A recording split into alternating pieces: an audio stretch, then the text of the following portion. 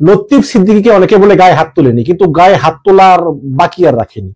যেভাবে অপমান করেছে, মুখে যা বলেছে এবং বারে বারে হাতের কবজি ধরেছে, বলে এই চেয়ারে বসেন, উঠে বলে ওই চেয়ারে বসেন, মানে একদম সামনাসামনি লতিফ সিদ্দিকীর দুই গালে জোতা মারো তালে, মানে আরো নানা রকম অকথ্য কথা যেগুলো আসলে বলা যায় না। সেখানে পরে পুলিশ করলো কি, পুলিশ তিনজনকে ধরলো।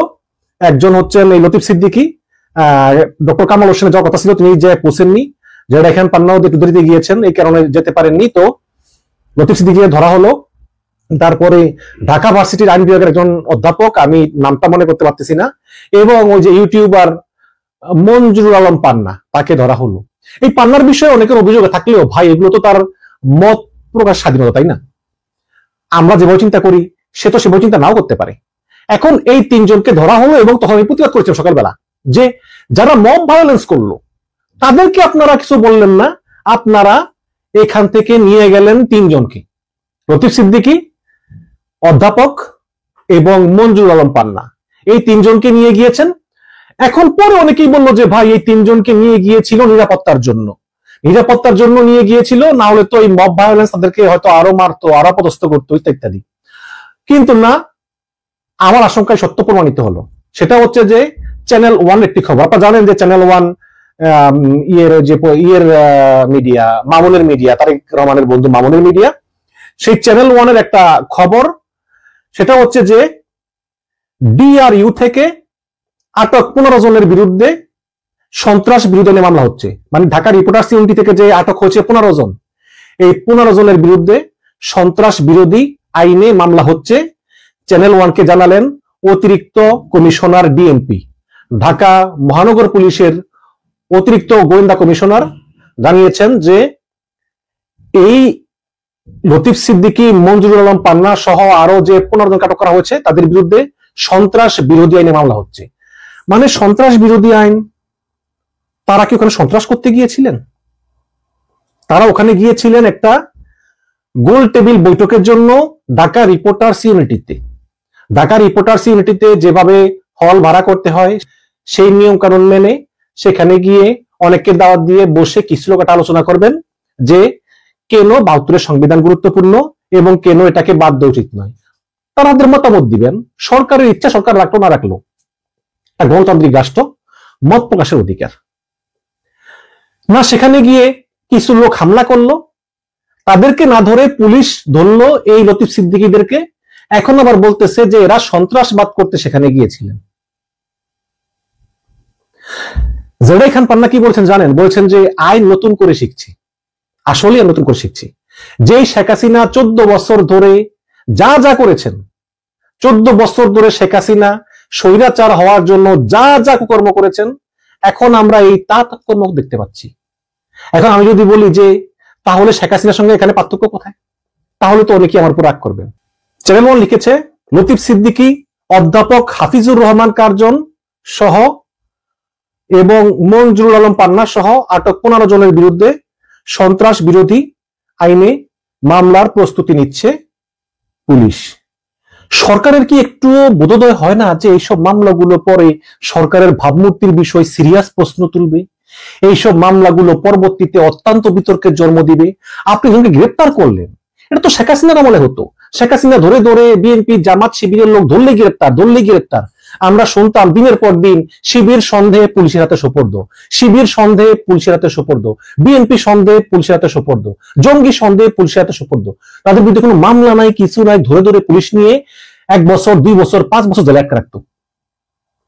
এটা তো আমরা হাসিনার আমলে দেখেছি। কিন্তু আপনারা তো হাসিনার মতো স্বৈরাচার না। আপনারা যদি কিছু রাষ্ট্রের সিনিয়র নাগরিক তারা জায়গায় গিয়ে তারা কিছু আলোচনা করতে চায়, সেটা পছন্দ হয় না, আপনারা নিরাপত্তা দিতে পারতেন। কারণ সবাই কিন্তু জানতো যে এই মঞ্চ 71 আগামীকালকে ঢাকা রিপোর্টার্স ইউনিটিতে যাবে, এটা কিন্তু তারা ফেসবুকে ঘোষণা করেছে। সেই জায়গায় কোনো নিরাপত্তা দিলেন না, সেখানে মব এলো, বিশৃঙ্খলা করলো, হেনস্থা করলো, নির্যাতন করলো, সেখান থেকে কি তাদেরকে নিয়ে এসে তাদেরকেই সন্ত্রাস বিরোধী আইনে মামলা দিবেন, মানে তারা সন্ত্রাসী। এবং এই মবকে এখনো যারা ছাত্র জনতা বলে, আমার আপত্তি, তাদের প্রতি আমার আপত্তি আছে। এখন আর মব ছাত্র জনতা নয়, আপনারা এই মবকে ছাত্র জনতা বলবেন না। বর্তমানে হাসিনা পালিয়ে যাওয়ার পর সবাইকে আওয়ামী লীগ ট্যাগ দেওয়া শুরু হয়েছে গণহারে। আপনি যদি রবীন্দ্রসঙ্গীত শোনেন তাহলে আপনি মিউজিক্যাল ফ্যাসিস্ট, যদি আপনি ওয়েস্টার্ন কালচার ফলো করেন তাহলে আপনি ওয়েস্টার্ন ফ্যাসিস্ট, যদি আপনি বাংলা সংস্কৃতি পুরোপুরি ফলো করেন তাহলে আপনি কালচারাল ফ্যাসিস্ট। এভাবে যাকে না তাকেই ফ্যাসিস্ট ট্যাগ দিয়ে, মব ভায়োলেন্স দিয়ে তাকে হেনস্থা করে, অপদস্থ করে পুলিশের কাছে তুলে দেওয়া হচ্ছে। এবং এক সময় এই ট্যাগ দিতে দিতে আর ট্যাগ দেওয়ার কোনো লোক থাকবে না। এখন দেখেন না, এখন নিজেরা ট্যাগ দেয়। এখন হাসনাত বলে রুমিন ফারহানা আওয়ামী লীগ বিষয়ক সম্পাদক, রুমিন ফারহানা বলে হাসনাত ফকিন্নির পোলা। তো এইভাবে এখন নিজেরা ট্যাগ দেওয়া শুরু করেছে। আমি আহ্বান জানাবো সরকারকে, এই সরকার আমার সরকার। এই আমি গত 7-8 বছর ধরে এই ফ্যাসিস্ট হাসিনা সরকারের বিরুদ্ধে অনেক ভিডিও বানিয়েছি, প্রয়োজনে আরো বানাবো, কিন্তু দিন শেষে আমাকে সত্যের পক্ষে কথা বলতেই হবে। আমি কোনো দল করি না, কাজে আমাকে সত্যের পক্ষে বলতে হবে যে অনতিবিলম্বে এই লতিফ সিদ্দিকীকে মুক্তি দিন, এই অধ্যাপককে মুক্তি দিন, অধ্যাপক কার্জনকে, এই মঞ্জুরুল আলম পান্নাকে মুক্তি দিন। পান্না একজন ইউটিউবার, তার কথা আমারও ভালো লাগে না, মঞ্জুরুল আলম পান্নার কথা আমার ভালো লাগে না, কিন্তু তাকে কথা বলার অধিকার দিতে হবে, সে ইউটিউবেই হোক আর ফেসবুকেই হোক। কাজে অনতিবিলম্বে মুক্তি দিন। এবং এটা কোনো ভালো লক্ষণ না যদি আপনারা এই 15 জনকে মুক্তি না দেন, সন্ত্রাস বিরোধী এনে কারাগারে নিক্ষেপ করেন। মনে রাখবেন, ইতিহাস আপনাদের ক্ষমা করবে না। ইতিহাস বারে বারে ফিরে আসে, কিন্তু ইতিহাস থেকে কেউ শিক্ষা নেয় না। হাসিনাও নেয়নি, আপনারা নিতেছেন না। লতিফ সিদ্দিকী তারা বলতেছে আমরা আওয়ামী লীগের কেউ না, কিন্তু আপনি কি আসলেই মনে করেন তারা মূলত পরোক্ষভাবে আওয়ামী লীগকে পুনর্বাসন করার চেষ্টা করতেছে? আওয়ামী লীগের চেয়ে বড় কথা হলো তারা ইন্ডিয়ান দালাল। আওয়ামী লীগ ছোট ভাই। কোন ইন্ডিয়ান দালালকে আমরা বাংলাদেশে জায়গা করে দেবো, রাজনীতি করতে দেবো, বকওয়াজি করতে দেবো? এরা এই যে যখন আয়নাঘর হয়েছে, গুম খুন অপহরণ হয়েছে, প্রত্যেকটা লোক দেখেন, বিশেষ করে কেউ যদি জামাত ইসলাম করে, থানায় নিয়ে যাওয়া মাত্র তার পায়ে গুলি করে দিচ্ছে। আরে কয়টা লোক পাবেন, লোক আছে এরকম, খোঁজ নিয়ে দেখেন। পায়ে গুলি করে, হাঁটুতে গুলি করার মানে বুঝেন, হাঁটুর চাকরি গলে যায়। সারা জীবনের মধ্যে আপনি ল্যাংড়া হয়ে গেছে, আপনার গায়ে লাগেনি কখনো এটা নিয়ে আপনার কথা বলতে ইচ্ছা করেনি? এখন আসছেন আওয়ামী লীগ করতে। আমরা আওয়ামী লীগ করি না। আওয়ামী লীগ করলে কি করেন আপনারা? বিটিম শুনেন, আমরা রয় রিপোর্ট দেখছি। রয় রিপোর্টে লেখা আছে এই যে যেগুলা সাইডে শুরু ছিল বিটিম, আওয়ামী লীগের বিটিম যেগুলা, ওগুলাকে সামনে আনতে বলছে। যারা আগ্রহী তারা খুঁজে পড়ে দেখেন। সেই জন্য আপনারা নামছেন। আমরা কি জানি না আপনারা কেন মাঠে নামছেন? এখন কে নামাইছে আপনাদেরকে? আমরা জানি না। আরো শুনবেন, এই যে কনস্টিটিউশন হাত দেওয়া মানে এটাও রয়ের আকাঙ্ক্ষা। ওই নির্দেশাবলীর ভিতরে এই কথা লেখা আছে। যারা আগ্রহী তারা পড়ে দেখতে পারেন, জোগাড় করে পরে, তাহলে বুঝতে পারবেন কে কোথেকে কি লাগতেছে। গৌতমদা, এই সংবিধানটা আসলে মানে আপনি কি মনে করেন যে এটা কি আসলে পরিবর্তন করা যাবে কিনা? তারা বলতেছেন যে না, আমাদের সংবিধান আসলে আমাদের এই মুক্তিযুদ্ধের চেতনার সঙ্গে একটা সম্পর্কিত। এটা এই সংবিধান পরিবর্তন করাই মানে হচ্ছে যে ৭১-এর চেতনাকে অস্বীকার করা। আপনি এই বিষয়টা আসলে কিভাবে দেখেন? আপনারা আগে করছেন, কনস্টিটিউশনে কি লেখা আছে আয়নাঘর খোলার?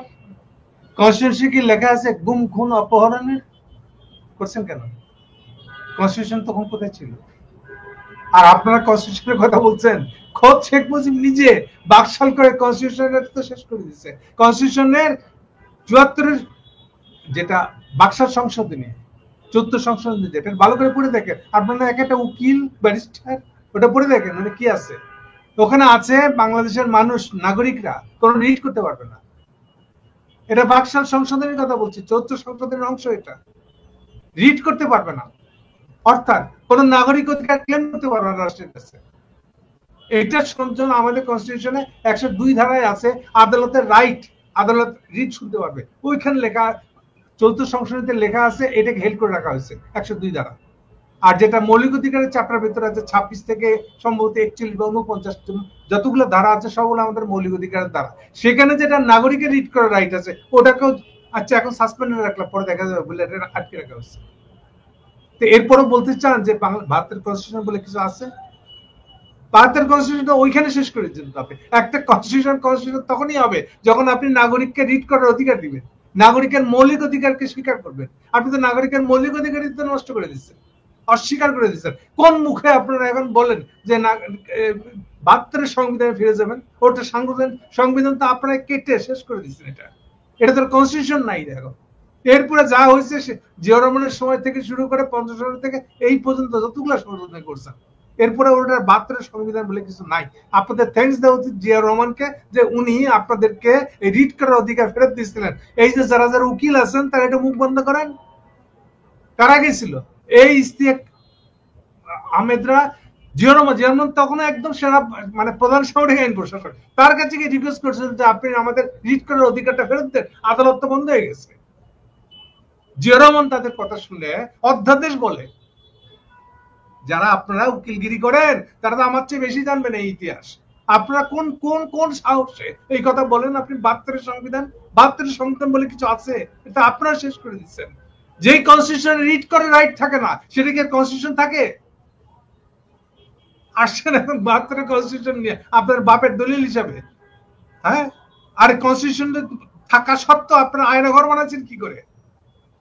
দেখা করেন তাহলে কনস্টিটিউশন থাকা না থাকা, আপনি একই সঙ্গে আয়নাঘর করবেন, একই সঙ্গে বাপের মূর্তি তুলবেন। এটা কি তাহলে? বাপের মূর্তি আর আয়নাঘর তো সমার্থক হয়ে গেছে মানুষের কাছে। 72 কনস্টিটিউশন আর ইয়ের আয়নাঘর তো সমার্থক। আপনি যাকে তাকে লেভেল দিতেছেন এ হলো রাজাকার, আপনারা হইলে মুক্তিযোদ্ধা শ্রেণী। সুতরাং সমস্ত ইয়েকে অমুক্তিযোদ্ধাকে আপনার গুম খুম অপহরণ করে মারে ফেলানোর রাইট হয়ে গেছে আপনাদের। এটা হলো আপনাদের কনস্টিটিউশন। আপনারা কি ভাবেন যে আপনারাই বুঝেন কনস্টিটিউশন, আর কি বুঝে না? আপনারা ব্যারিস্টার হয়ে গেছেন, ওকালতি শিখছে, অ্যাডভোকেট হয়ে গেছে, এই জন্য আপনারাই জানেন কনস্টিটিউশন, আমরা কেউ জানি না কনস্টিটিউশন। আপনি মৌলিক অধিকার অপহরণ করার পরে কি করে 72 কনস্টিটিউশনের পক্ষে উঠে দাঁড়ান? আপনার লজ্জাই নয় নাই আসলে কি বলতেছেন? হুঁশ গানটা পর্যন্ত নাই। আপনাদের সার্টিফিকেট ছুড়ে ফেলে দেওয়া উচিত, ব্যারিস্টারি সার্টিফিকেট। Thank you. জি, এখন আগামীকালকে মঞ্চ 24 মানে যারা নিজেদেরকে জুলাই আন্দোলনের পক্ষের শক্তি বলে দাবি করে মঞ্চ 24 তারা একটি সংবাদ সম্মেলন করবে মঞ্চ 71-এর বিরুদ্ধে। তো দেখি আমরা কি বলে আমরাও চোখ খোলা রাখবো সেই জায়গায়। এবং একটু ছোট করে বলতে চাই আর কি, যে গৌতম দাস ইদানিং দেখতেছি যে বিএনপির একটি পক্ষ তারা আওয়ামী লীগের সুরে কথা বলতেছে।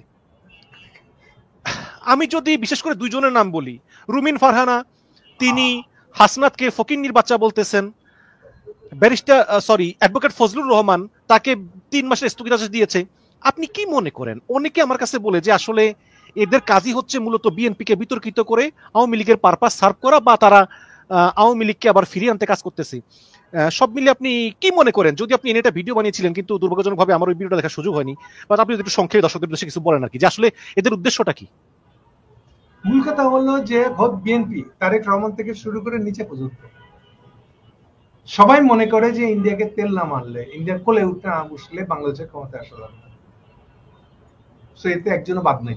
এইবার এই বিএনপিটাকে এইবার ভিতরে ঢুকতে দিচ্ছে তাদেরকে ইন্ডিভিজুয়ালি। এই যে রুমিন ফারহান থেকে শুরু করে ফজলু থেকে শুরু করে খুব মির্জা আলমগীর, অন্তত 10 জনের নেতার নাম পাবেন যাদের সঙ্গে ডাইরেক্ট যোগাযোগ করতে হবে।